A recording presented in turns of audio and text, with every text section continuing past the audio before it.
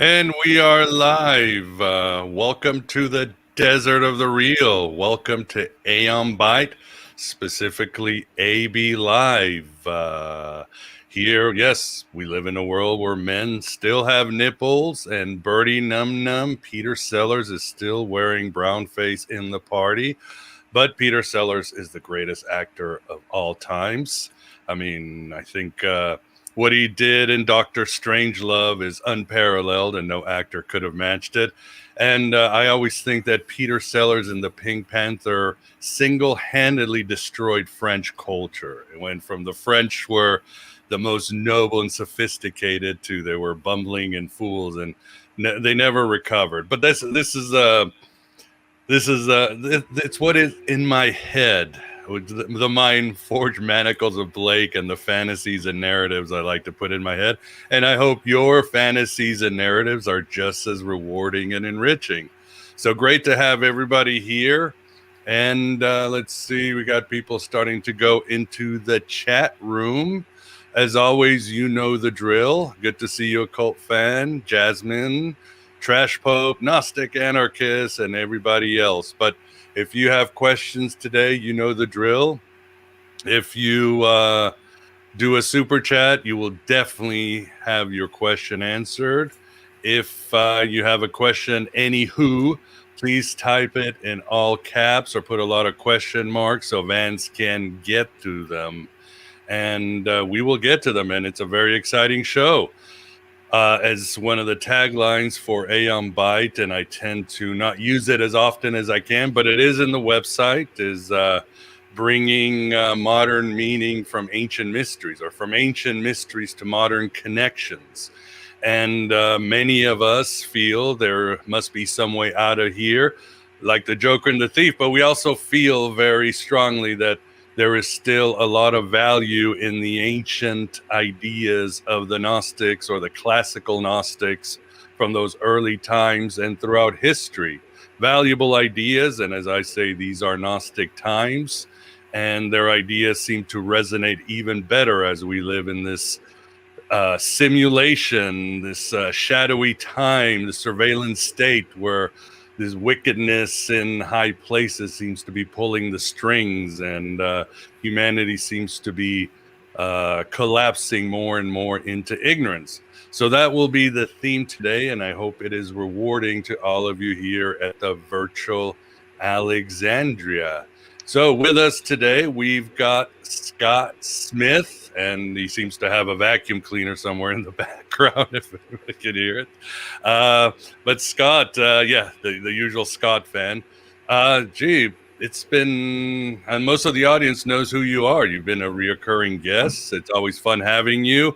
It's always a blast doing the Halloween special, but it's been, 2014 since it came out with God Reconsidered, right? Right.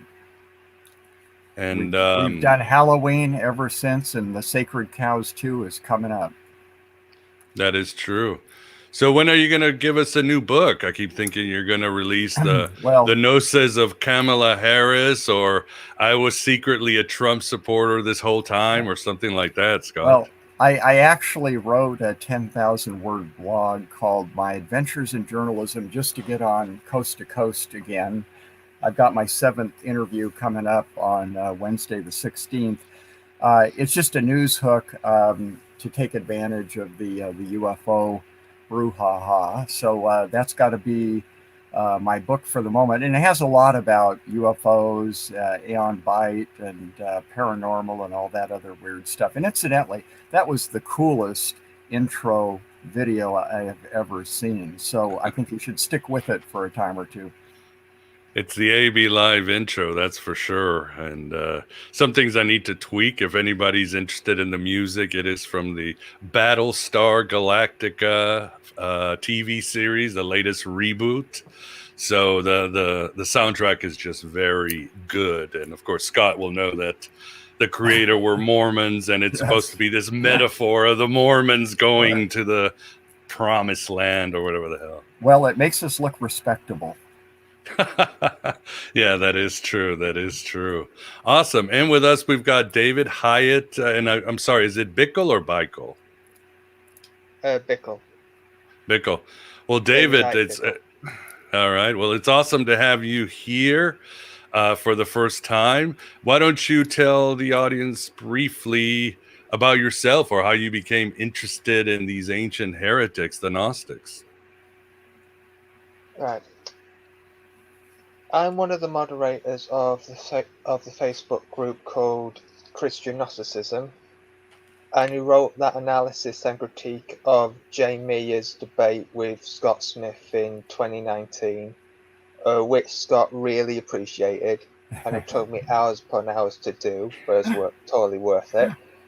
I'm also a poet and an author. What else? Oh yeah, and I have a YouTube channel called Valentinus777, where I do mainly Manichaean scriptures. And now that's how I'm going to move on to how I became a Gnostic. Yeah. Originally, when I was 12, when I began interested in religion, I went to mainstream. David, I'm sorry to interrupt. Could you speak up just a little bit? The audience says you're a little faded compared to the rest of us. Oh, okay. I tried to Or speak come up. a little closer to the mic. Yeah. Originally, I was part of mainstream Christianity when I was about 12 and 13, because I felt that calling, spiritual calling. So I decided to go towards that. But over time, it just became really spiritually dry. For me, it just seems to be all dogmas and little to do with everyday life, going to church every week, repeating the Nicene Creed, that kind of stuff. And I came up with some questions like, how could Adam and Eve be held morally accountable for eating from the tree of knowledge of good and evil, since they didn't know the difference between good and evil before they ate the fruit, and other questions like that. So I moved to the New Age movement, because at the time I thought that was the more logical thing, so I moved to that, which worked for a time. But what happened was that I felt really dissatisfied as well, but in a different way. And during that time, I was studying many, many religions, and I wanted to find which one makes the most sense. And eventually I found Gnostic Christianity, since I was interested in early Christianity, which made a ton of sense to me and utterly fascinated me. And I realized that mainstream Christianity was missing the divine wisdom called Sophia, and the New Age movement was missing the Logos, divine reason. Sophia is more about meditation, healing, that kind of stuff. And the Logos is more book knowledge, rituals, religious scriptures, theology. And I think Gnostic Christianity really came through that it has both of these qualities that I think mainstream Christianity and the New Age movement were both missing. And also Gnostic Christianity answered a lot of my questions, such as about Adam and Eve, and I realized that that story was more about the demiurge trying to keep Adam and Eve in spiritual ignorance, and also it solves the problem of evil, which is one of my biggest gripes with the religion. And Gnostic Christianity answered that this world isn't created and isn't controlled by the true God, but by the demiurge, by an evil god. So that really satisfied me, and yeah, that's basically where I've been since. Awesome, and thanks for sharing. And we've got the Moondog Vance. Vance, how are you doing today on this Saturn day? Oh, not too bad for a Saturn day. Sitting here, waiting for the festivities to continue. Well, let's do it, man. Talking about festivities, it's like, I was thinking 3 months ago I'd walk out and it was a foot of snow, -10. Now today it's in the 90s and it is brutal heat. You can feel it through the walls. So, love how the Midwest has such an extreme in weather. Go to California, but then it's California, right? Yep. It's Never got all rains in this. California. Yeah, but when it pours, man, it pours. Oh boy. But we have wildfires. Yeah, that is True. true. Rolling blackouts, Newsome, all that good stuff. Oh boy. Awesome. And for little housekeeping, for the audience, please don't forget that I am now on Rockfin and Odyssey. This show will be uploaded or will appear in both places in their entireties. That's because some people like to, provide assistance or support with crypto in other ways, and this is an option. And to be honest, these places are much better when it comes to free speech. God knows when YouTube will come down hard on all of us. I already have a strike. I think one more strike and I'm done. So yeah, I gotta watch out with this. What I say. Nobody say that virus thingy or anything like that, because you never know. But please, and you see the ticker right now. You've got Rockfin and Odyssey if you want to go there. Don't forget, we do have the merch store. I'm going to try to do a screen share. Share screen. Oh my God, I'm getting all these instructions about the screen share. Share. All right, do you guys see the screen? Yeah. All right. But for some reason, I can't get my own. Yeah, that's my desktop. Where is it? Okay. Now I've got my folder. Now I've got my Outlook. Yep. Okay. Yeah, it's not working at all with my thing. All right. Well, never mind. We'll try that later. Looks like we got a glitch here with the StreamYard software. Anyway, why don't we talk about the value of ancient Gnosticism and why it's relevant today? Scott, just out of curiosity, have you changed your mind about any issues, or how do you see Gnosticism stack up philosophically against other spiritual paths? And more important, as we've discussed this before, why is it even relevant today? I mean, it's just some dead mystics who got their asses kicked in history. Well, I've spent the last 32 years thinking about this ever since I had my Gnosis experience. And I was not given the truth, if you will, on a silver platter. I was left uncertain what I was supposed to do with this. So I've traveled the world with Sandra. I've benefited from my son Chris's input. He's studying to be a member of the Gnostic clergy.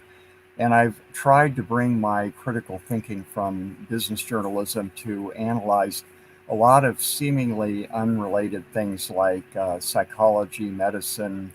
I've covered the paranormal, comparative religion, and we've had a chance to experience religions in many other countries. And what I decided is that Gnosticism has absolutely no competition for the accuracy of its description of reality in the basic concepts. But it's about 2,000 years old, and so we do need to update it with a little bit of science. So I wanted to mention something that has been evolving since I published the book. I do have a blog on this for people who want to look up the footnotes. If you go to godreconsider.com and click on the Facebook discussion link, the 10th blog is Big Questions Religions Ignore. And I don't think classical Gnosticism has answered some of these because they didn't know, for example, about evolution. There is now increasingly, since I published the book, evidence of unintelligent design and evolution. I mean, it was 600 million years long. Certainly, no entities or aliens were coaching it along. It was quite possible that evolution occurred just at the cellular level. There's a lot of evidence for cellular intelligence, but you could call the collective intelligence at that level the demiurge, or you could say that there were entities, and I believe there were, who tried to intervene at various points. This explains a lot of things that the ancient Gnostics didn't know about. For example, they knew that Jehovah declared creation very good. They didn't know that 99% of all species have gone extinct. They knew of the tragedy of childhood death, but they didn't know what we know now, which is 25% of the 100 billion people who have been born died in childhood. So that kind of throws out the window this mainstream religious notion that we're here for spiritual purposes. As Heller, Bishop Stefan Heller of Ecclesia Gnostica, which is my church, has said, every mainstream religion blames humans for the fact that there's so much tragedy in life. Only Gnosticism says it's not the creatures, it's the creators. And when you look at the conventional explanations for all the tragedy in the world, the unnecessary suffering, it's blamed on free will or karma. You really wonder what earthquakes and COVID have to do with that. Or a common response is, well, we learn from adversity. Yes, if you were molested or you survived the Holocaust, maybe you got something positive out of it. The worst explanations are the New Age one. It's all good. We just don't know God's plan. God needed the experience, in which case he really is Jehovah or Satan. And the dumbest one of all, it's all an illusion. So the reason I am emphasizing this is I think if we accept the idea of entities guiding the process of evolution, it solves a lot of things. David Waltham's Lucky Planet says, and I think he does a good argument here. He says, yes, there are 88 billion estimated planets that might be habitable, but every part of the process of evolution took millions of years, and you can't link all these together and come out with humans with just based on accident. I think the myth of Sophia depicts an effort to pursue forbidden knowledge, perhaps an experiment at creating life in a dimension where it is very difficult for spirits to operate. And we can kind of see that because there's very little supernatural intervention by the forces of good or evil. And I think this intervention is what triggered evolution. It would explain, if it was an accident, why it's been so bloody. The rare intervention of the good guys and the bad guys would be explained. As I like to say, it's not just the UFOs that don't land on the White House lawn, it's Virgin Mary. She hasn't been around for a while, but occasionally she pops up. It would also explain inequality. I don't think we can say that everybody who suffers from 7,000, some of the 7,000 genetic diseases deserves it. It explains the universal chaos, hurricanes, volcanoes. It's not all part of a plan. It's not due to karma. Now, from our 21st century perch in this ivory tower, we can't really appreciate the fact that history was mostly a bunch of illiterate people who were barely surviving. They didn't have a lot of time to pursue spiritual stuff. And today, you could say, that a third of our lives are spent in sleeping. A third of our lives were either commuting to work, working, or studying for subjects that let's say, engineering that don't seem to have a lot of application to an afterlife. And the other third were on social media, were shopping, eating, taking care of the yard, all the other distractions. So there's a Gnostic argument there that we are being intentionally distracted. We're not put here because we're destined to, because we're on our 25th life to gain some good karma. The good news about all this is the Gnostics were ultimately optimistic. There is an afterlife. The mystery religions, which Gnostic was one, said that once you get that enlightenment, you no longer have a fear of death. And I've discussed this with Heller, and he agrees that everybody survives into afterlife, but they go into different levels of consciousness. It's kind of a self-sorting process, and there's a chance to advance in the afterlife too. So that's kind of what I've learned since 2014 when the book came out, kind of the core idea. Awesome. Yes, I think we are in a prison planet. Philip K. Dick world, whatever you want to call it. The Matrix, the Black Iron Prison. Mithra's abode, if Jason Reza Georgiani is listening. Whatever you want to call it. And I always like this blogger. He was talking about the parallels between Gnosticism and the Lovecraft mythos, and they are a lot of parallels. But he said most religions ask, how can evil come into the world? How could evil come into the world? Gnosticism asks, how can good come into the world? So it's that rescue operation of Sophia that it really stressed, regardless of how bad you see the world. And what about you, David? Was like you said, the issues of iniquity satisfied you and sent you. Do you feel we are trapped in sort of a simulation? Do you have a softer view of this world, more towards the Valentinians and the Hermeticists, or more like the Sethians? I personally consider myself more in line with the Sethians than the Valentinians, because the way I see it, this world is filled with so much evil and unintelligent design, the Holocaust, disease, like all manners of unspeakable stuff. And I think Sethianism comes the closest compared to other, and also Manichaeism as well, comes the closest at explaining it. Valentinianism does kind of explain it, this world was created by a flawed creator, but I feel they kind of take a more softer approach to make it more approachable to people, because even back then people were like, the world is so beautiful, how can you think this is an evil creation? And I think the Valentinians and other Gnostics offered a way of somewhat of a compromise, so they can accept it, but also not be completely put off by it.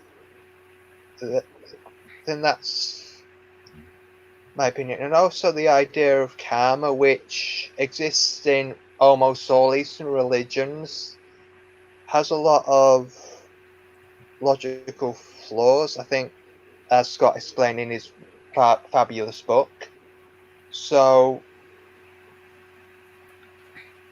I think the core problem we face is not capitalism, patriarchy, religious fundamentalism, disease, global warming. I actually thought about this a long time ago. The core problem is existence itself, like physical existence. Yes. Because existence is a source of all these things.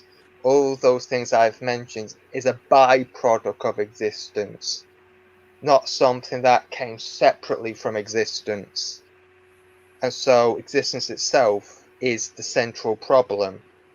And I think Gnosticism offers a way of answering that and saying, look, existence is fundamentally flawed and will probably always be flawed, and there's only limited things we can do, and it offers hope of a world of light a perfect world where many of these problems don't exist, and actually gives hope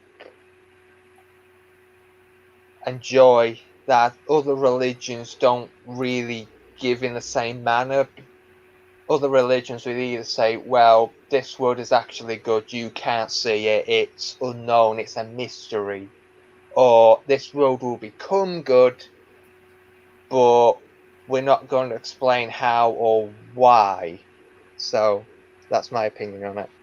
I think that's really well said. And yeah, I would definitely agree. And yeah, for those in the chat, let me say, all hail Yog Sothoth.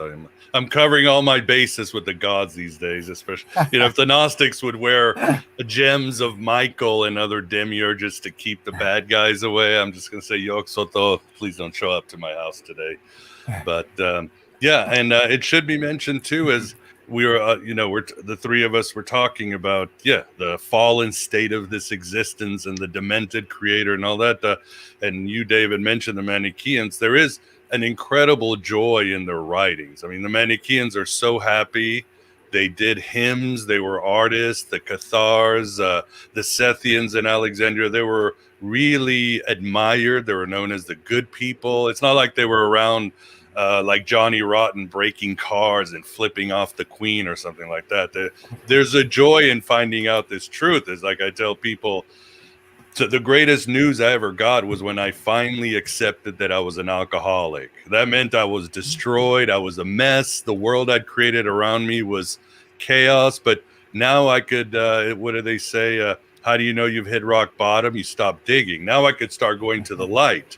In Gnosticism, it says, look, only till you accept how fallen this world is can you do something to fix it. If not, you're just sort of, jacking off in the wind or something. That's the way it is. Amen. So, Amen. Amen. Yeah, yeah. But so far, hey, we've gone half an hour without a disagreement or fight, Scott. This could be a record. I'll start one. Don't worry about it. Yeah, sooner or later, you're going to play the demiurge. Awesome, awesome. Well, I got another question so we can get into sex. But anything on your end, Vance? Comment or question from the audience, the meat sacks and the hylics and the nomadics down there?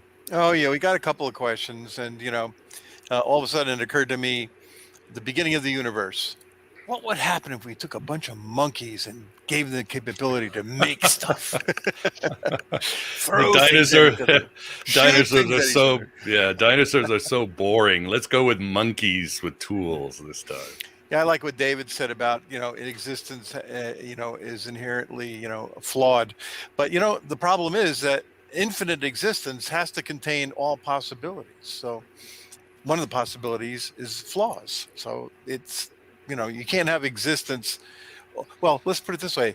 If you had an existence that was totally good and light and wonderful, and there's no conflict, I think it would bore itself to death, I think. And then eventually, if you had separate entities, they'd all wish each other away and there'd be one left, and then they'd be bored. So that's kind of my quick take on it.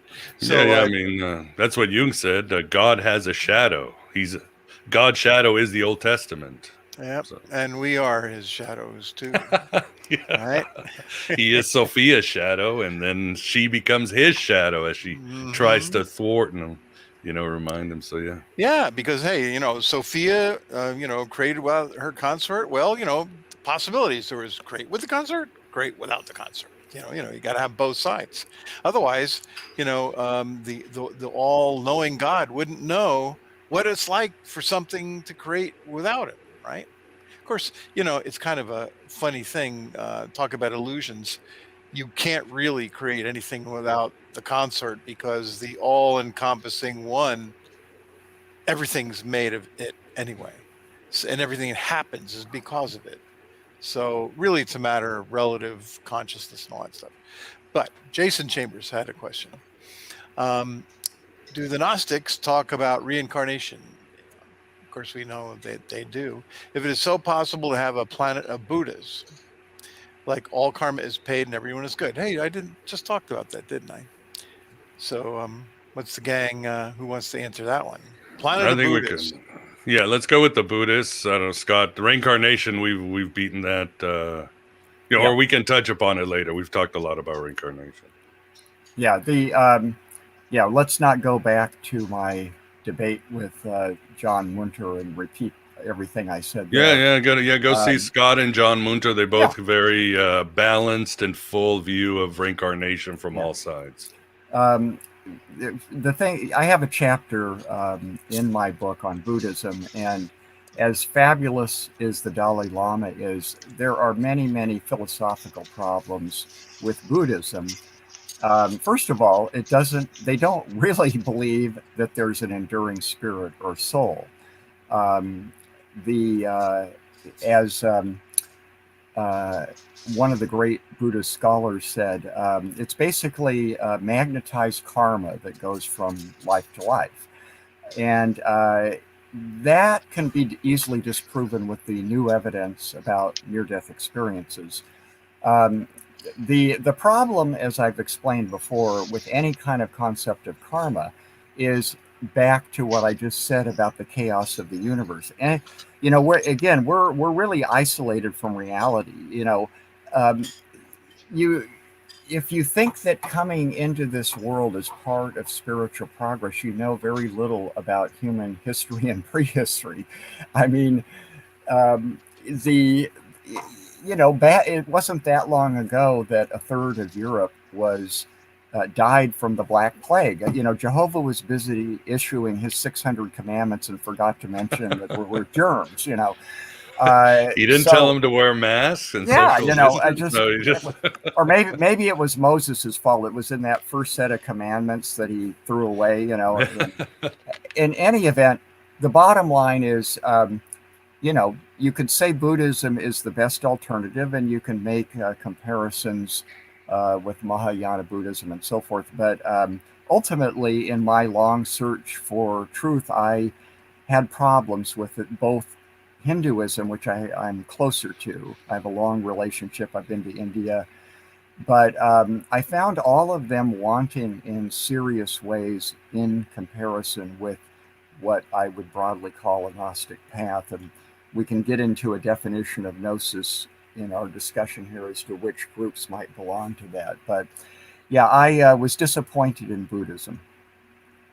Yeah, and you can certainly talk about that. Yeah, I guess now moving on to the Gnostic sects, and maybe we should bring up Marcion and the Marcionites. And I think sometimes people forget that the Gnostics were out there and they were a direct threat to the Orthodox Church. Mm-hmm. I mean, Church Father said Simon Magus was the father of all heresies, the font of evil and magic and all that. But Marcion was a big deal because he was part of the church, and he was the first Christian to decide that the Christian theology should be codified and that there should be a Bible, a measuring stick. So he brought the letters of Paul and Luke, not without since he thought Jesus just came from the sky, didn't have the birth narrative. And he said, this is it. And Marcion was sort of like, Mitt Romney or Donald Trump. He basically bought himself to become a bishop. He just funded his own campaign up the church, but his ideas were too radical for the church and they kicked him out. And of course his ideas was one of his main radical ideas was the two God theology, in which he said there were two gods. Now, he didn't have the idea of the Sethians of a demented demiurge, Yaldabaoth, or the Valentinians was sort of a Platonic, nice, but still ignorant demiurge. He simply said the God of the Old Testament is a just God, but he is for the Jews. He's picked the Jews, and all these nations have their own God, but there is a supreme higher God. But I don't know if you could say he's Gnostic, because after all, with Marcion, we humans didn't even have a divine spark. This through a sort of predestination, Augustine predestination, this supreme God might go to some people and send an avatar like Jesus and say, you have a chance to go up to the pleroma if we pick you and you listen to me. He didn't have an idea of Sophia, divine feminine. He didn't have an idea of Gnosis. And And even then, it's very unfair because we have absolutely not one writing for Marcion, even though he scared also the shit out of the church in those early times, and they hated him. But what do you think, Scott? I don't know if I could call Marcion Gnostic without some more evidence. Well, first of all, before we get into Marcion, let's back up a minute, because the idea that he didn't have Gnosis, I think, is due to the fact that we've gotten this idea that it's a mystical experience, and it's you're part of God and connected to God and so forth. And I think this is a little kind of confusing. First of all, I had two dramatic mystical experiences, and when I joined Heller's church, he kept saying, don't expect a mystical experience. It's more likely to come from gradual enlightenment. And, and I started thinking, gee, human beings really haven't fundamentally changed in 2,000 years. Why should we not be having so many mystical experiences? But sure enough, when I started talking with people, not a lot of people in the Gnostic movement seem to have that. When I started reading April DeConnick's fabulous The Gnostic New Age, which incidentally does show the positive side of Gnosticism, she was talking about this dramatic Gnosis connection with the divine and everything in the case of very, very small groups. Remember, most of the mass movements, not just the Marcionite Church, which filled the entire Roman Empire. People don't really realize that. And it lasted until the 8th century in northern Greece. It was by far the greatest threat to the emerging Roman Catholic Church of anything ever in Christianity. In fact, it was so well organized and so efficient that the Roman Catholic Church literally copied every part of its organization, except for that little footnote about women should be priests, because Marcion believed in the equality of women. And should we mention the church hated Paul until they had to appropriate him? Yeah, and that is another point. As amazingly enough, DeConnick says, hey, if you really read Paul closely, he's very Gnostic. In fact, she goes further than most scholars, and she would say some of the letters that people don't think he wrote actually were legitimate. But then, there's Elaine Pagel's The Gnostic Paul. Valentinus said he received his legacy from a disciple of Paul. Whatever you think about Paul, his impact on Christianity of all types was extraordinary. He was basically responsible for the New Testament. The scholars I've read have said if it wasn't for Marcion, that Paul would have been left out of the New Testament entirely. But there's something else I want to go back to on this idea that he didn't have Gnosis. When you look at the mass movements, they didn't have individual Gnosis. It's not really just Marcion. The Manichaeis, the Cathars, the Valentinians, they would emphasize esoteric knowledge, whether it was transmitted one-on-one or it was transmitted the same way that Marcion spread his gospel, which was preaching. Remember, everybody was illiterate. We don't have diaries from the average peasant who was a Marcionite or a Manichaean, okay? They didn't have videos, Basically, what did they teach? Well, they taught the esoteric knowledge of the two gods. We can quibble because all the Gnostic groups disagreed with each other on the details. Many of them did believe in predestination, which I don't think is correct. But the bottom line is that when you get down to it, the most important step to getting out of the prison is to recognizing it is a prison. God didn't create the prison, the high God. Once you recognize that the creator is flawed and that we are being trapped, then once that opens your eyes, you can't shut your eyes. Once that gets in your head that God is not benevolent, God is not all good, that is the most radical, revolutionary, subversive idea in religious history. And that's what Marcion had. But he had other things that are related to the Gnostics, which you'll recognize. He was apocalyptic, like most of them were. He pointed out that the God of the Old Testament could not be omniscient because he was walking in Eden trying to find Adam, for example. He believed the world was created by what he called the archons. You referred to the docetic body, the kind of illusory body. He believed in that. His ideas about prayer were kind of similar to the direct connection with God, in that God the Father will hear our prayers.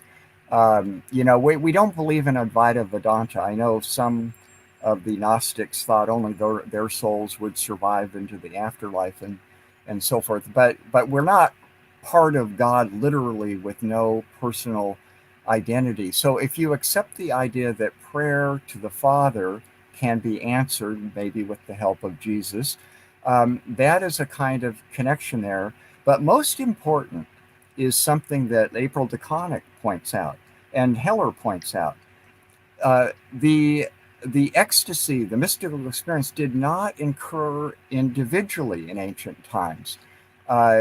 He said, as Heller has said, it's not do it yourself. The indwelling spark must be awakened by saving knowledge that comes from without. And by without, he meant somebody like Jesus, the rituals which DeConnick emphasizes of baptism, the casalamentum, the Eucharist, the ritual meals with the Cathars and so forth.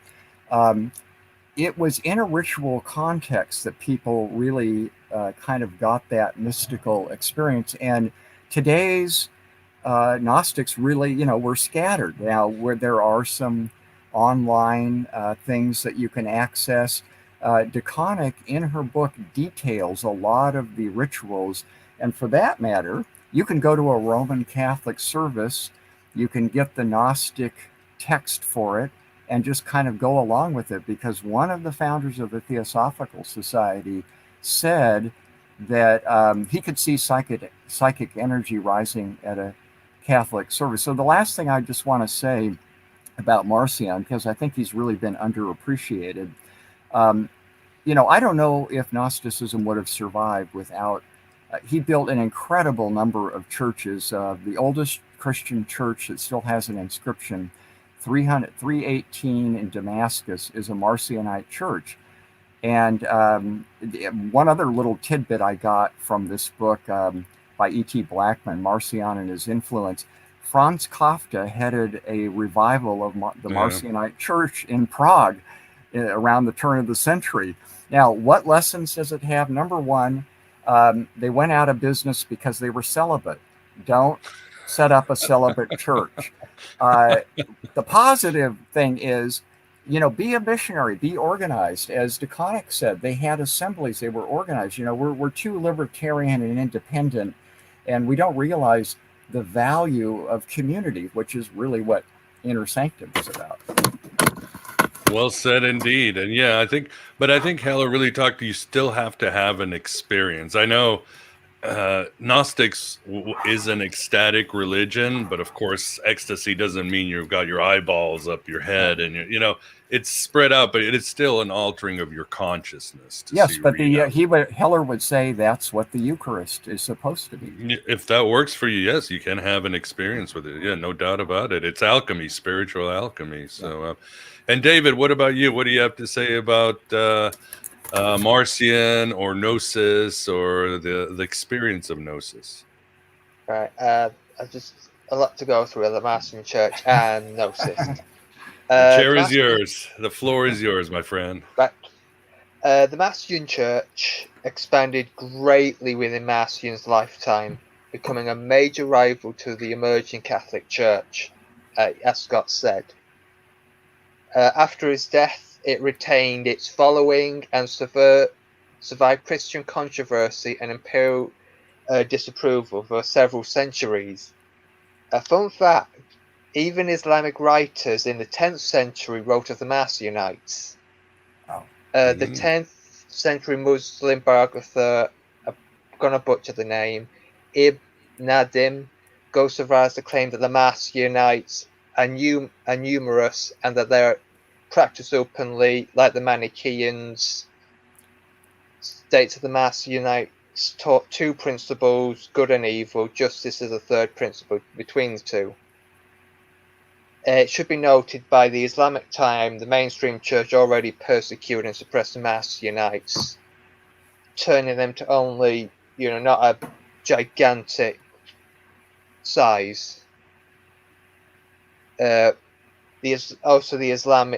Muslims at the time viewed Marcionites very negatively, even more so than mainstream Christianity, because it attributed creation, the world to an evil god, which they would see as blasphemous because they would see it as blasphemy against Allah, and also denied the Old Testament prophets, which Islam would be totally against, since Islam claims descent from the Old Testament prophets like Moses, Noah, Abraham, so on.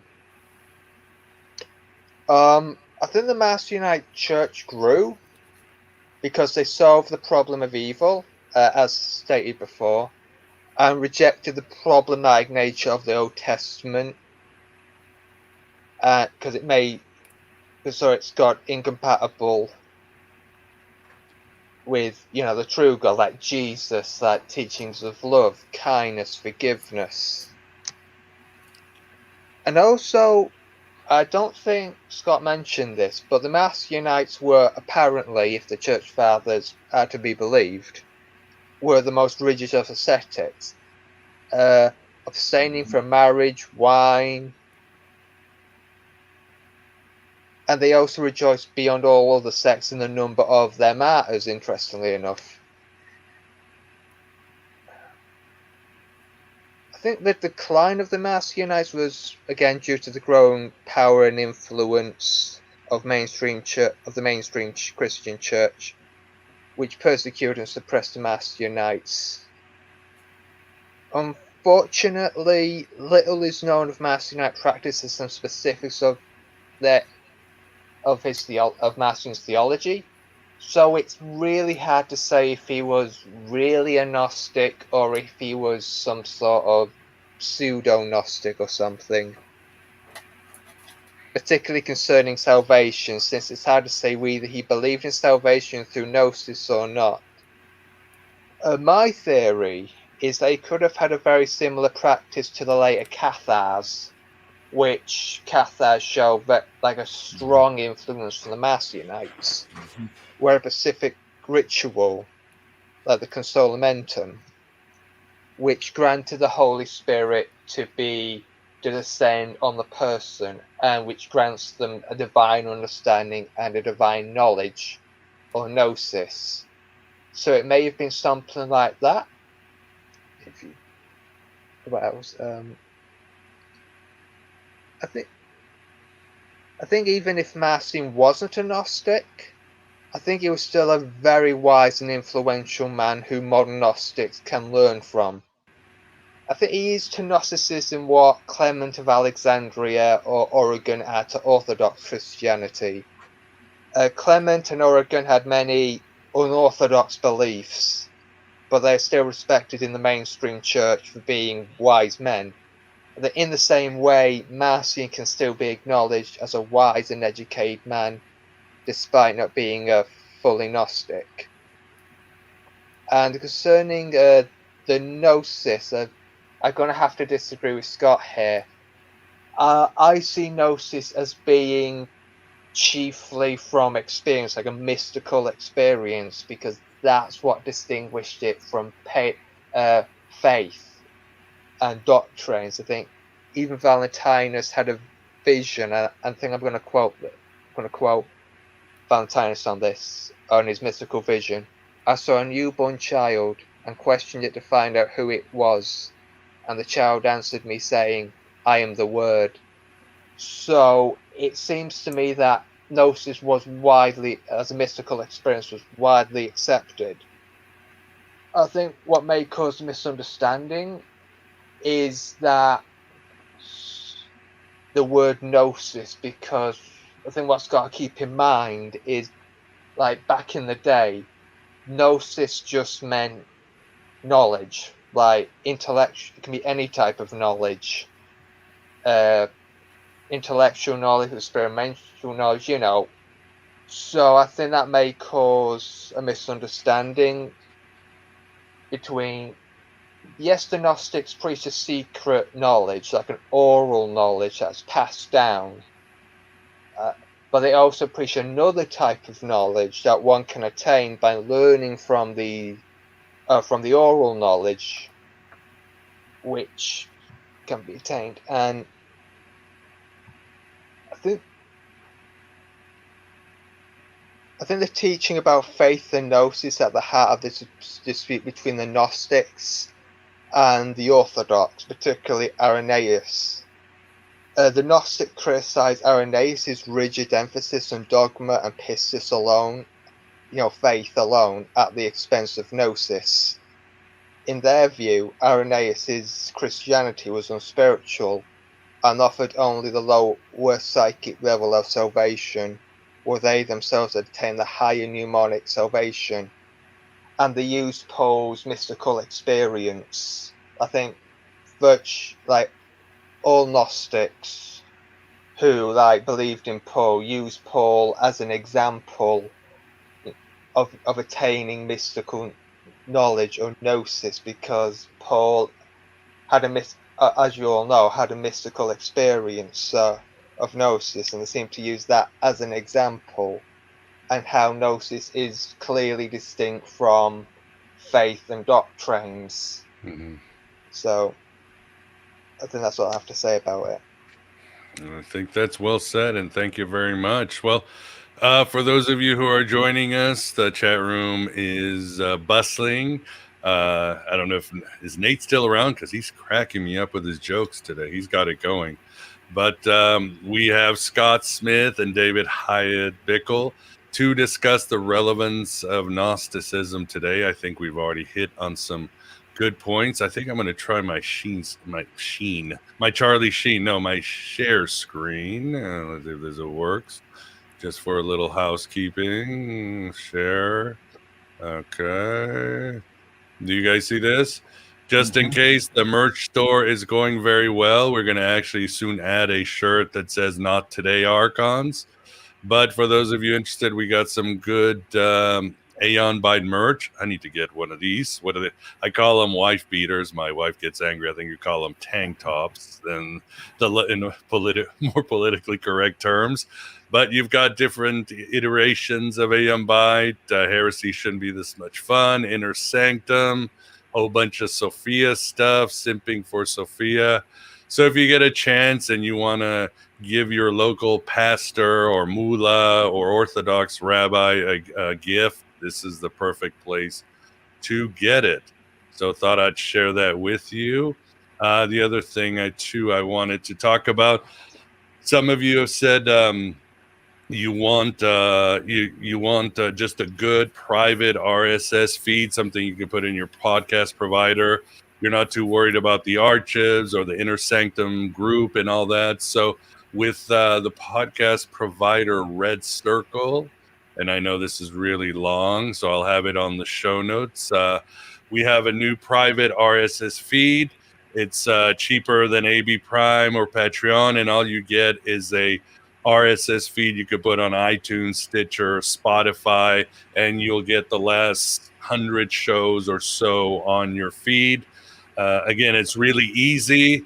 Sometimes a lot of you tell me, well, Patreon's too complicated. I hate it. AB Prime too. There's too much. This is easy. You'll get a link, put it on your podcast provider, and bang, you'll get Aeon Byte full shows fed to you. Also, too, on the all RSS feeds, there is a choice if you want a tip. It's just a link at the bottom of the description. So anybody wants to support there through Stripe, again, there's always so many bases you want to cover. Someone said, well, I only use Stripe online. I will not use PayPal, or I will not use this. So now we have Stripe if you want to tip in the show notes on any of the podcast feeds.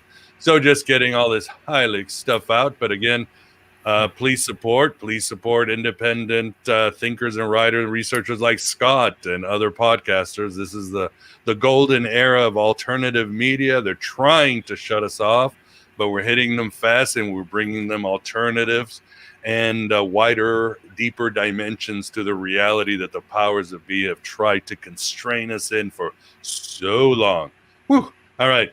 Vance, any questions from the audience or yourself or comments? Well, I wanted to comment on Gnosis. Here's some things that came to me about Gnosis. Many of the listeners know that I have had mystical experiences, so here's my experience. I think Gnosis is really a sense. It's not the knowledge itself. It's the fountain that spews the water out, not the fountain. And when I get things that I consider, Gnosis as opposed to ordinary knowledge, there's a kind of light or love or something. It's similar to like when you love someone, that kind of lit up feeling you get inside. And I associate that with something that's coming from beyond the ordinary. And it's a form of beauty too. So I think the ancient Gnostics I think it's endemic in all human beings. The ancient Gnostics had that too, but it's not all encompassing. When you get a piece of knowledge, it doesn't explain everything all at once. So people like Marcion, for example, he was important because he did have Gnosis that the Old Testament didn't represent the real God. I mean, that's pretty much all he did, right? I mean, he said, let's throw the Old Testament out, let's dig all the Old Testament stuff out of the New Testament, and he made a purified New Testament. But he didn't have all the other stuff, the cosmology, the cosmogony, and all that stuff. So, another thing, finally, there was some discussion about God in the chat room, and it's so common for us to talk about God as just a giant human being with a similar experience of being as we have. But that quickly falls apart if you think about it. So, we all know about Genesis and the Yahweh not saying, where are they? I can't see him. Where are you hiding? He's like supposed to be omniscient. Well, what the hell?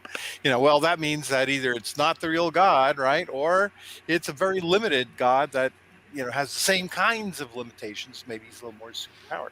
So that's my comments. And Jason Chambers had another question.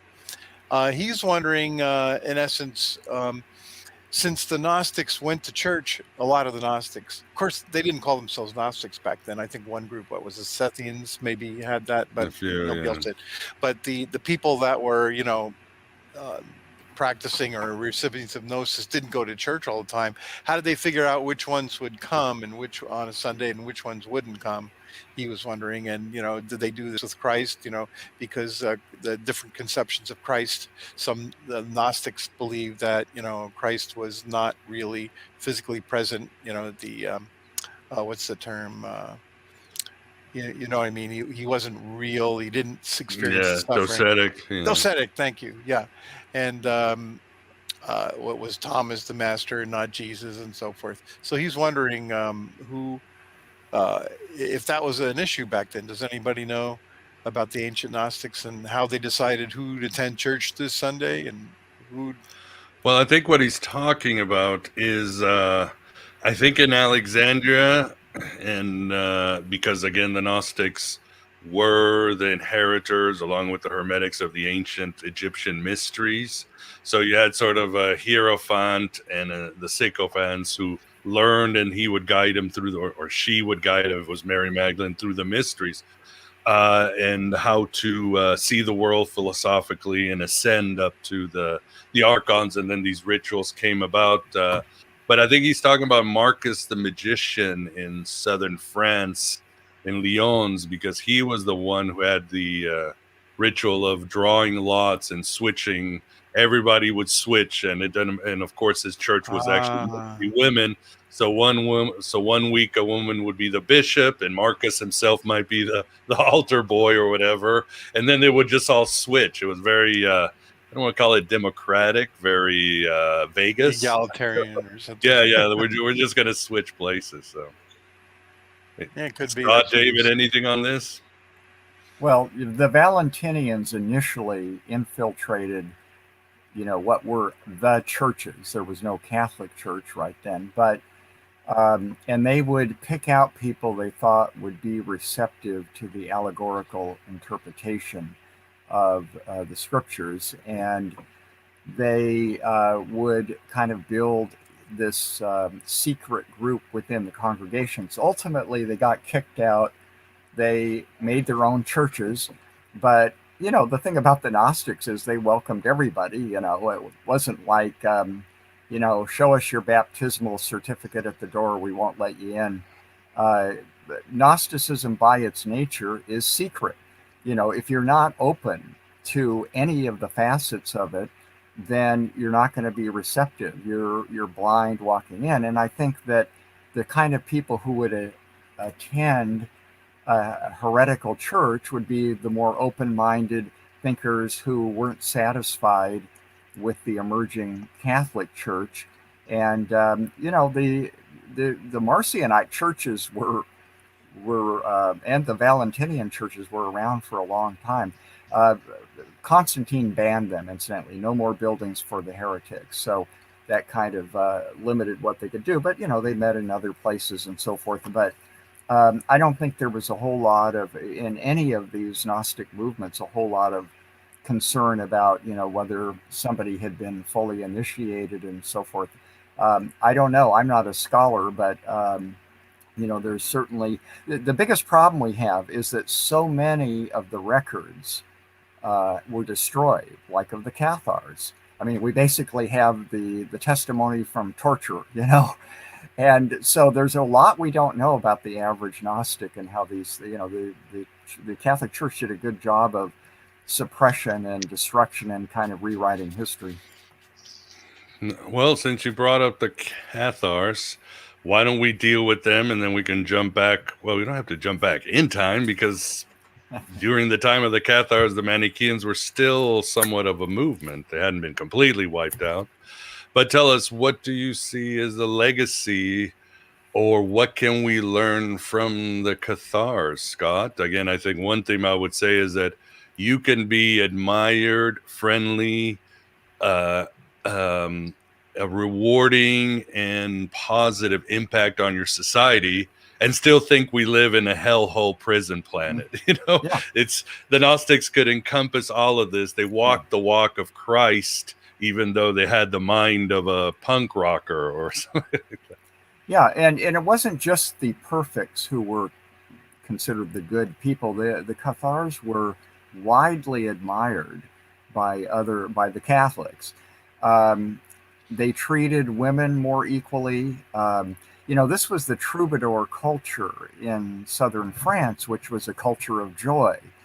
And it blended well with it. And this is something that I know Rosamund Miller and April DeConnick have touched on, which is, once you're liberated from this notion that, you've got to obey all 600 commandments and that you're a sinner and all this sort of thing, that it can lead to a freer life.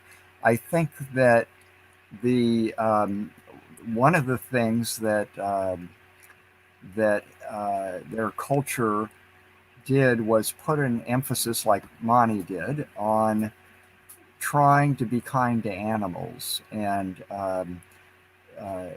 they didn't believe that fish had souls, so they were okay to eat. But, obviously, if you were a perfect, you needed to be a strict vegetarian. And this was an ideal, but they didn't believe, in killing animals unnecessarily. Mani went far more extreme.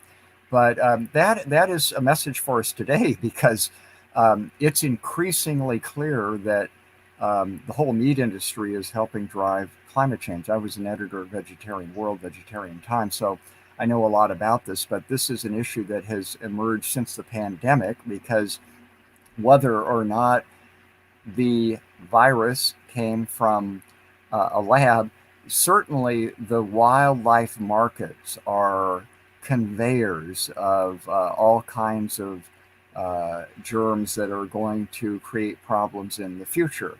I think that I know that, there was a question of, did they really exist, or was it just a bunch of, random people with similar beliefs? I read Andrew Philip Smith's Lost Teachings of the Cathars. I got to give him some more credit than a lot of people do, in that I think he is a very objective scholar. He's fair to everybody. He does his research. He tells you what he thinks and why maybe it's not true. And I learned a lot from this book. How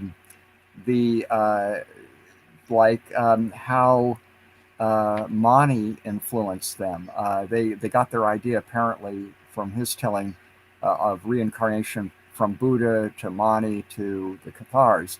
I learned about how they moved in time, probably with persecution, from being moderate in their dualism to a more absolute form as things got worse. One of the things, two things about them: their major ritual for the perfects of the Casalamentum was called the baptism of fire. So again, ritual was extremely important. It wasn't just a bunch of people going off and, doing their own thing. It was very communal. I think one of their weaknesses, aside from the fact that the perfects were pacifists, is that they had this emphasis that Andrew Philip Smith documents, on lineage, and if you broke your vow, then you got to kind of start over, remending all the people you blessed, things like that. I mean, it's kind of like the more you get involved with elaborate things that you have to do to keep the thing alive, makes it hard to keep going. And but they were very good at missionary work. They spread very, very widely in southern France and Spain, and I think they set an example of how you can believe in a dualistic universe and still have a life of joy. And certainly nobody could read his book and think that the Cathars as a religious movement did not exist. Well said, yeah, and it should be noted too, the Manichaeans were always also missionaries. You have the exception of Gnostic groups that were not about more about attraction. They were out talking to people. I don't know how they would knock on the door and say, "So, would you like to hear about your Lord and Savior Sophia?" I don't know how they say, or, "Sir, do you know that you live in hell right now, and this is an illusionary place? And when they create the Matrix in 500 years, you'll understand better about what we're trying." I don't know how they would go about it, but anyway, David, what do you think about the Cathars, or do you have anything to say about this? Yeah, I have quite a bit to say about it. I think their lifestyle and practices, I think the Cathars showed a great humility and piety of voluntarily living a life of poverty. I'm more talking about the elect, not the general Cathars, but the elect. They were extremely devout. They died by being burned at the stake because they stuck to the truth. Not like we have to worry about being burned at the stake, but it's still worth taking devotion as a virtue. And of course, their veganism, which help protect animals and the environment. I personally have a little skepticism if they did eat fish, because back in the medieval period, it was generally believed, even by the Roman Catholic Church, that fish weren't classed as animals, because it was believed, I think it comes from the Greeks, that fish came asexually, that just pop out of nowhere, and therefore they didn't count.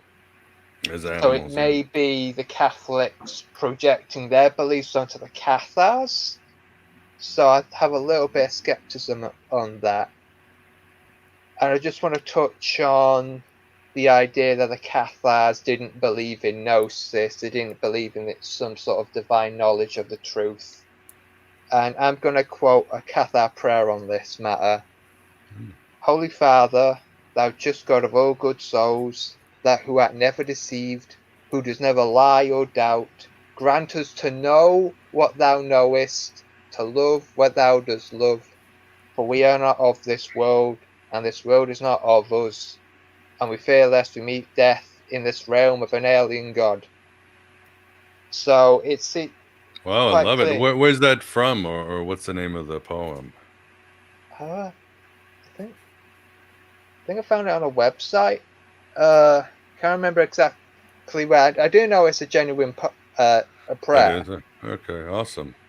I think the quote "to know what thou knowest" is Right. sort of the Cathar way of saying gnosis. I think one thing to keep in mind is the reason why they wouldn't use the word gnosis specifically is because gnosis is a Greek word, and they wrote many of their scriptures and said many things either in Latin or in medieval French. I think it was Occitan. They spoke Occitan in there. Occitan. So it's not surprising why they wouldn't use the word gnosis specifically. Right. In Catharism, salvation is attained at the consolamentum because it grants union with the Holy Spirit, which grants the knowledge or gnosis that God knows. And I finally want to touch on the idea that the Cathars didn't actually exist, which some fringe scholars believe in. It should be known that the majority of scholars reject that idea, and I think one giant argument against the idea that the Cathars were made up by the Catholic Church is the argument from embarrassment, which is how we know Jesus. One of the reasons why I know Jesus existed is that since if the Roman Catholic Church did make them up, they wouldn't portray them as really dominant and powerful. I wouldn't portray Saint Dominic as failing to convert the Cathars and losing debates with them. It just seems doesn't really serve the Roman Catholic needs that much. Plus, there are Cathar castles that still survive to this day, so the evidence is too strong to deny. And I think that's all I've got to say about it. Yeah, and they had their own scriptures, the Book of the Last Supper and others. So I would certainly agree with you. Awesome. Anything from you, Vance, or the audience? Let's see. This is not quite on this exact subject, but poor Kellyanne King on Facebook had a question a while ago that I'd like to get to, which is, she says, the only prayer I say is the Lord's Prayer, which, the Our Father, and I say it, as Edgar Casey stated, to say it while going through your chakras. Do you think Christ really gave us that prayer to say? I would say so. I mean, as many have noted, the Lord's Prayer is every line or message is found in the Old Testament. Sort of Jesus cobbled it up and put it together as his own prayer. So I would say so. I know, God, I don't know if any of the Gnostics I don't think the Cathars use the Lord's Prayer or any other Gnostic groups. I'm not sure about that. Do you guys know? I'd like to note that the Mormons reword it. Joseph Smith said, it shouldn't say, lead us not into temptation, but leave us not in temptation, because God wouldn't lead you into temptation. So that's an English mistake. If you do Latin, Portuguese, or Spanish, it says, don't let us fall into temptation. I don't know why the English changed it to make it sound like a demiurge. I don't know. It's kind of weird. And I think I just found where the prayer comes from. I think it was found by Nelly, who translated from Occitan to French, which appears in English in Alderburg's massacre at Monstergut as an appendix. Okay, cool. Yeah. Awesome. Yeah, if anybody wants it, I'll probably ask you after the show, David, and I can get a link and put it somewhere if other people's want to know. Because it's a beautiful prayer, that's for sure. Yeah, it's very beautiful. Awesome. Looking at my list here. Well, why don't we move into the Manichaeans? And that's another very remarkable group. It should be mentioned that as one reality that most overlook is that the Manichaeans are really the first global religion in the history of mankind, through not one act of violence or coercion or anything like that. By the early medieval days or late antiquity, you had this religion that spread from England all the way to China and India. So it was very successful. And being Gnostic, I know we think that they are anarchists, but I think the Manichaeans just had this great idea of maybe the first franchise where they just have these churches kind of go out and they all centralize. But they had a good way of communicating. They were missionary. And again, they completely used their minds to create converts or convince people of these Gnostic truths. And Mani himself was... well, he's a brilliant individual, but what did he say? He said, well, you had Buddha in the East, you had Jesus in the West, and in the middle in Persia, you had Zoroaster, and here I am on top. So he thought he really had the first universal, cosmopolitan, all-encompassing religion in the world, and it just happened to be very dualistic at the same time, but it was very successful until secular and religious powers brought down the sword and threw the followers in jail, and from Buddhists to Christians to Muslim waged violent war against the Manichaeans because they couldn't take them on in the arena of ideas. Anything else I'm missing, Scott? Well, I read your interview with Jason Beydoun in Voices of Gnosticism, and also I looked at Birger Pearson's Ancient Gnosticism, which is a good source. But good book.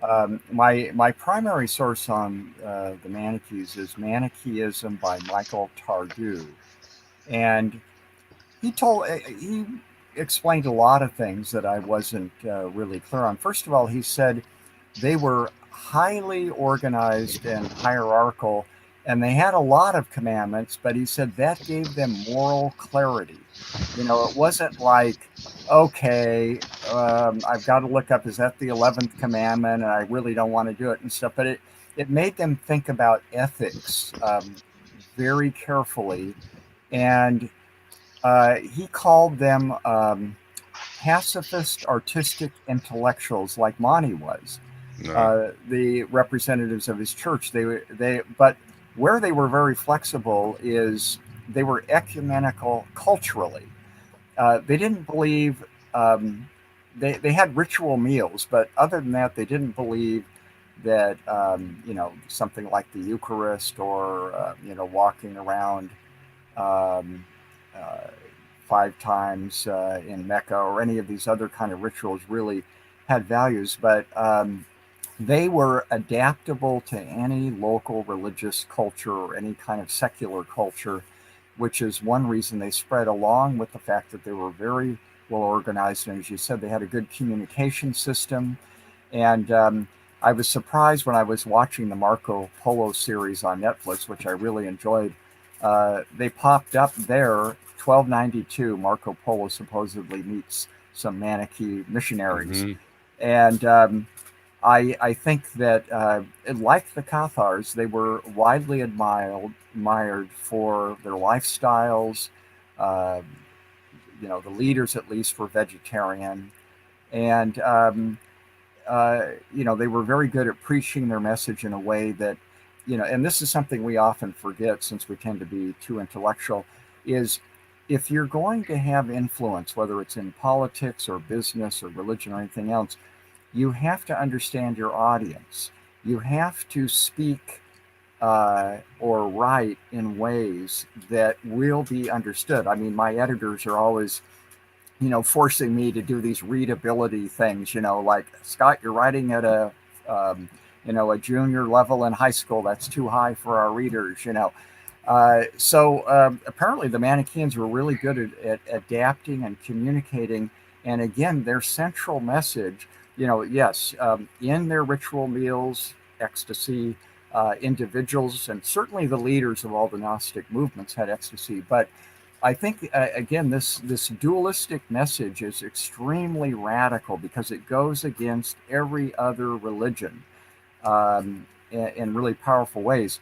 And the last thing I wanted to mention is I also ran into, so to speak, the Manichaees in Samarkand, Uzbekistan, which obviously most people haven't been to. It was Tamerlane's capital, and they were thriving there in 600 AD, long after. It's really extraordinary, just like the Marcionite Church. This truly was a world religion, way into China and up into Western Europe and so forth. In fact, the Manichaees replaced the Marcionite Church in the western part of the Roman Empire. It was one thing I learned about all these different groups is you can never learn enough. For one thing, your little tiny conscious mind can barely remember what happened yesterday. So going back and rereading the scriptures and the scholars and your 2 books on voices of Gnosticism, it really helps to refresh your current awareness of these things. So I would recommend that people read about the Manichaees. They were really an extraordinary group. Oh, indeed. It's an incredible. Mani was a genius, and he himself said that he was sort of riffing off of Paul. And whatever you want to say about Paul was Yes. a marketing, myth-making genius, syncretize, the Book of Enoch with Judaism, with Jewish Christianity. Paul was and Mani simply took it one step ahead without losing that edge about the God of this world. And like you said, syncretizing all these religions. He was worshipped as Buddha in Asia. There's still a church to Mani where he's worshipped. He incorporated Zoroastrianism, Christianity. He's just he was there. I should also say that Mani got his ideas about Paul from Marcion, from the Marcionite Church. Oh, okay. Good deal. Awesome. Oh, and just in case, I should be promoting, there's Voices of Gnosticism. We have a very good chapter on Mani, including his relation to St. Augustine, who was a Manichaean, and a lot about the sects, both the voices and other voices of Gnosticism. You'll learn a lot about the Valentinian, Sethian, Manichaeans, all these groups. So, David, what do you think about the Manichaeans, or what do you think of their legacy and their teachings, or anything you'd like to comment on? Right. I just want to answer one question about the Gnostics and the Ichin community on the comment section. Yes, they did interact. I mean, the Manichaeans and Taoists didn't interact in China, and they often swapped ideas, like in the Compendium of Mani the Buddha. It quotes Taoist scripture as how to integrate Taoism, although the Taoists didn't view the Manichaeans in a very positive light, because, well, no one viewed them in a positive light because they viewed them as a threat. So they were a threat. What can you do? I just want to answer. One of the things people say is that Manichaeans didn't think Jesus as a savior, and they viewed Mani as a savior instead. And I just want to address that. Yes, the Manichaeans did think of Jesus as a savior. Like, for example, in the opening words of Mani's The Living Gospel, wrote, "The most beloved Son, the Savior Jesus, the head of all these gifts, who is a refuge for the holy and a blessing for the wise, is exalted. May he be praised." I should let you know that this can be found in the Gnostic library under the Manichaean section. So if you want to read them yourself, you can. Also, various Manichaean hymns that aim to praise Jesus and frequently call him Saviour. Even Eastern Manichaean hymns made in medieval China, which very unusual considering Buddhism and Taoism was the main faiths in China, not Christianity. And still, there's still hymns that still revere Jesus as a saviour. Strangely enough, they never seem to revere Buddha as a saviour. Strangely enough, maybe there were hymns, and maybe we just lost them. Who knows? Who knows? Yeah. I think one of my favourite things about Manichaeism is vegetarianism, because as a vegetarian myself, I think Mani's vegetarianism is well worth following. I think, as Scott in his books has demonstrated, that animals have spirits as well.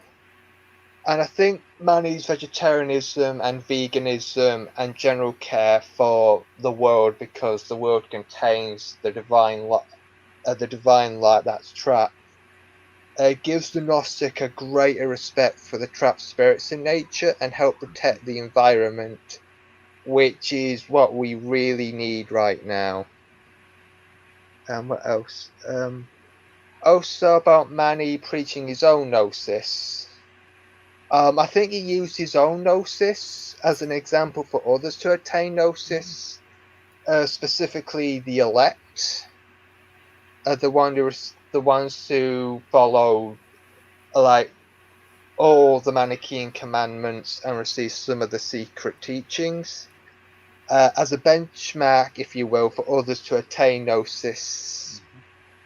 In Manichaeism, Gnosis is the awakening of the light nature of oneself by practicing many of the Manichaeans' perfections, virtues, and vows, allowing the Holy Spirit to dwell within us unhindered and becoming one with the light and thus escaping the fleshly prison. So I think Christian Gnostics regard him in such high esteem because he considered Jesus Christ as his saviour. I mean, Mani even called himself an apostle of Jesus Christ, so I think that tells you a lot. And he used his own experience of Gnosis as a gateway for countless others to experience Gnosis and revive Gnosticism when it was waning out, which in turn created one of the most successful forms of Gnosticism in human history. Because again, Manichaeism spread all throughout the globe and lasted for over 1,000 years. So I think that's well worth admiring. Indeed, indeed. And there's something I wanted to share with the audience that made me laugh is the Manichaeans, when talking about their vegetarianism, they were really animists or pantheists. They thought God was in everything. The perfect would not even walk on grass. They're very much like the Jains of India, the same thing. They didn't want to hurt a single thing. So even vegetables, Mani talks about how the vegetables might be screaming because the light sparks are in it. So the perfect, whenever they would eat, they would do this sort of prayer while they ate, separate the light from the darkness and let the light go back to heaven and all that. And Augustine, who was when he had turned from Manichaeans to Catholicism, he's like, oh, look at those Manichaeans, they're always burping angels. It made me, I thought, okay, it's a good joke. A good joke is a good joke. What are you going to do? I'd like to comment on the thing about vegetables, because certain prominent Gnostics have made a joke about, aren't you concerned about the spirits of the carrots and so forth? The problem with meat eating is it's at the top of the food chain. So, you got the cow eats 22 pounds of grain to create that pound of flesh. So you're killing more vegetables if you're a meat eater. I should point this out. Yeah, and also the Manichaeans were sophisticated. These were just they were reenacting myths. They were not literalists. Everything was an action to purify and get you in the right state of mind. I doubt they literally thought that the vegetables were screaming in pain. And it's a great metaphor of light being trapped in this world, and everything we can do can be an act, a holy act to release our own divine spark and help others. So I think that's the thing. But I still like the burping angels idea. So awesome. This is man, it's flying by. This has been a fun conversation. Everybody has such good things to say. As we get to the end, Vince, any questions or from you or the audience? Well, here's one. Why is ancient Gnosticism relevant today? Asked by Papersock. Good question. That's Do you the want to go title first? of the show. Yeah. I think we've shown the different sects, but Yeah. Scott, and I think you addressed at the beginning of the show, Scott. But do you want to recap or summarize Summarize, Yeah, sir. So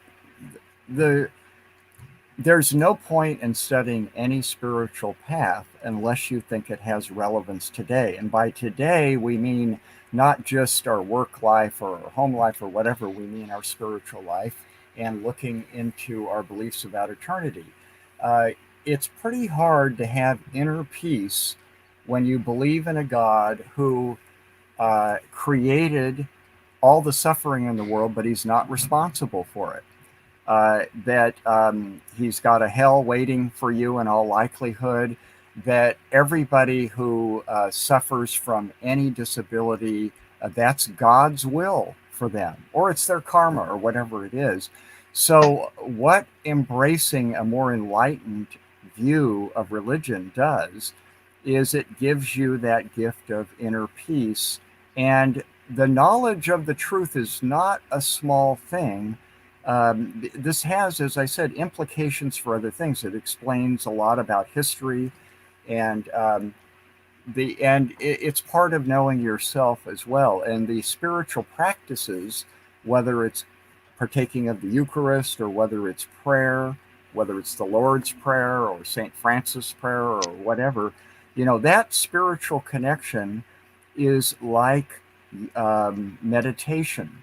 If you tune in, regardless of how we define Gnosis, if you tune in to the divine powers, you can receive guidance. I've experienced that many times in my life, and Carl Jung called what I refer to as mini miracles, or kind of in the mundane world, synchronicities constantly happen when you maintain an active spiritual life. And when Sandra and I are always laughing, because when we go on our travels around the world, we think we're going somewhere for a certain reason, and we really try to avoid something else, and it turns out the thing we're avoiding turns out to be the miracle in the trip. So you have to kind of go with the inspired flow and stay tuned. And I think Vance mentioned this as far as trying to be receptive to spiritual wisdom, whether it's your subconscious or in my daily prayers, I have what I call the list of the holy dead, all those who have passed on, who I think wish me well and may help me. So there are a lot of ways to benefit in this world, but the ancient Gnostics practiced their religion, often under great persecution. And we've got a lot to learn from them. I think all of us, as we are thinking about these things, I'm just amazed at how much there is to learn. I mean, you guys have been at this a lot longer than I have, but it is just, the more you learn, the more you realize you don't know. That's really well said, Scott, and very inspirational. I'm not even going to address it because you guys got my intros, my drivel to talk about. How every week I talk about why Gnosticism is relevant, why we live in a Philip K. Dick, why the ideas of Jung are more relevant than ever, with people projecting and not going inward, and our society kind of fragmenting and the human psyche imploding. But David, anything you want to add about the relevance of Gnosticism, summarize, or anything you want to say as we get to the end of the interview? I just want to say that I think, as one of the comments said, I think it's relevant because Gnosticism provides solid answers. For me, Gnosticism allows people to accept that the world is flawed and not live in denial that it's for a higher purpose, and acknowledge that, yes, there is suffering in the world, and yes, it is unjustified. and therefore we should do our best to solve it, not just say, "Oh, it's God's plan. It's a mystery. You don't have to worry about it." No, it's actually there are problems in the world, and we should try our best, as far as we're capable of fixing them. And yeah, I think that's all I gotta say. I feel like for carrying on, I'm gonna carry on repeating what I said at the beginning, so I'm just gonna stop there. That's really well said. Yes, yes. I think these are all good reasons. And yes, these are Gnostic times. Vince, do you want to have the last word on why Gnosticism is relevant? Yeah, I think because it's a path to find out the true relationship between ourselves and the ultimate God. When we find that out, that's the key for everything. Amen, brother. Awesome. Well, this has been a very stimulating conversation. Certainly look to our Halloween special. And David, certainly look to having you back on for another conversation. Of course, please support this show in any way you can. Patreon, PayPal, becoming AB Prime member, buying me books. And again, please support all alternative podcasters. Of course, just writing some good reviews or subscribing to the YouTube channel always help, because I know these are shifting times and a lot of people are still hurting from the lockdowns and the general chaos in this world. So, yeah, we got some good shows. I think our next show will be next week. We will have the keyboard player from the legendary punk band The Dam come on the show and share with us his coming out of the Gnostic closet. So that should be a fun show. He's released his spiritual biography and other excellent shows coming out soon that include how the Dead Sea Scrolls and modern artificial intelligence are related. The secret history of the Virgin Mary. You'll never see her in the same way. How the archons actually might be sentient fungus and mold in this planet. That's their trick. They're not aliens. They're in the corner of your room that doesn't have any light, and that's how they control us with spores. So a variety of very cool shows coming out in June and July. So please don't miss them. So Scott, thank you very much for coming here at the Virtual Alexandria once again. That's a thumbs up, I'll assume. And David, thank you very much for coming on as well. And we hope to have you back on in the near future. Yeah, thank you for letting me on. I was not expecting this. This came as a huge surprise, and I'm just completely and utterly honored to be on this. Oh, it's great to hear your Gnosis. So it was a lot of fun. And lastly, the Moondog Vance, thanks for being here. I'm howling away. I love to be here. Howl at the moon. Yeah, howl at the moon. Yes. Awesome. And for those of you in the chat room, Amanda, Nate, Jason, those I haven't seen, thank you very much for showing up. Your questions are awesome. You are awesome. You have the shard of divinity in you, and you have an incredible will and purpose on this earth once you wake up to reality, and you're going to do so many wonders. I just know it. So thanks for being here. Thanks for being yourself, your true self, here in the desert of the real. Hello and goodbye to everybody, and thank you.